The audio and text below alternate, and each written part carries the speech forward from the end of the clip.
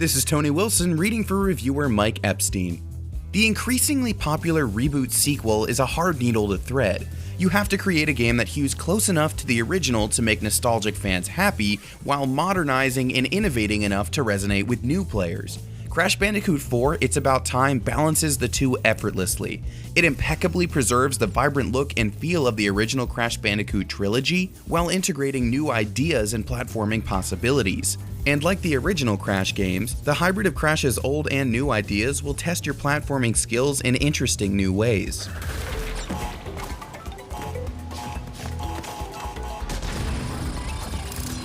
Like its groan-inducing dad joke of a subtitle says, Crash 4 is about time. Travel. When the villains of Crash's past open an interdimensional portal, Crash and Coco have to collect a set of quantum masks in order to set things right. As with the past Crash games, small exchanges and cutscenes between levels do a lot of narrative legwork. It's not much of a story per se, but Crash and his friend's charm fills in the gaps and makes you care enough to follow along.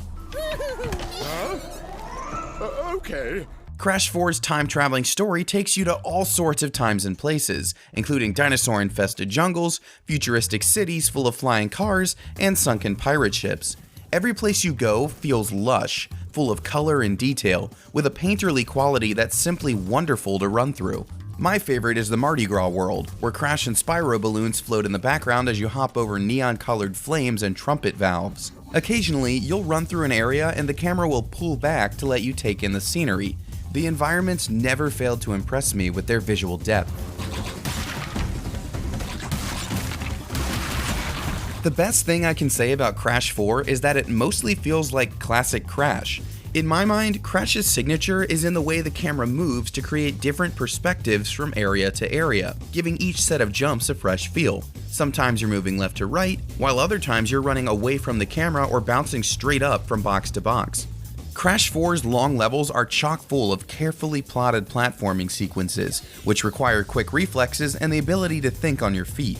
The dynamic design changes things up frequently, making every level feel winding and unpredictable, with every new set of platforms presenting a surprising, exciting new challenge. It still feels classic, even as it introduces new mechanics. Once you find each of the quantum masks in the campaign, they will start to appear in levels, giving you access to reality-bending powers such as slowing time and reversing gravity on the fly.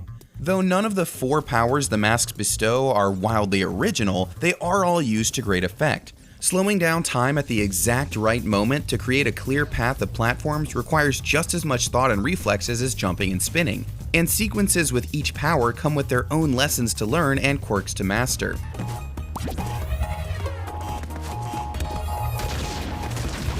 In addition, each world includes optional levels that allow you to play as some of Crash's friends, including Tawna, Dingodile, and Dr. Neo Cortex.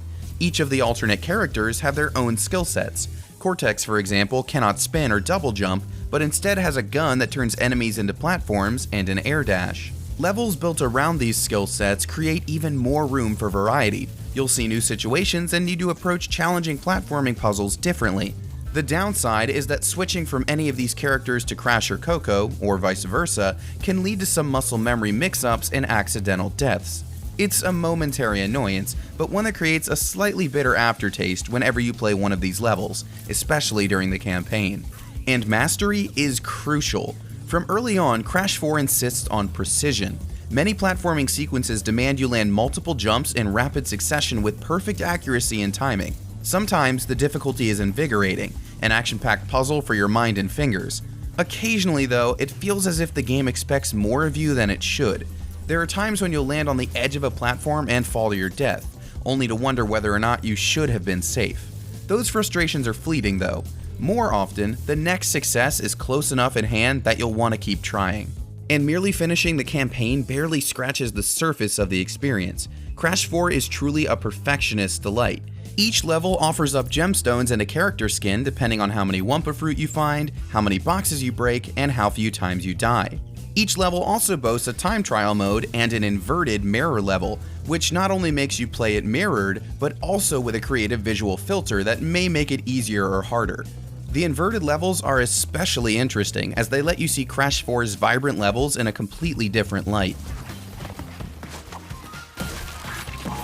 Even more so than playing the Insane Trilogy, which literally remade the original Crash games from my youth, playing Crash 4 felt like getting back in touch with the series. It's an injection of new ideas into now classic gameplay that surprises and delights, even as it feels like a homecoming. Truly, games like this are why we come running back to long dormant franchises with open arms.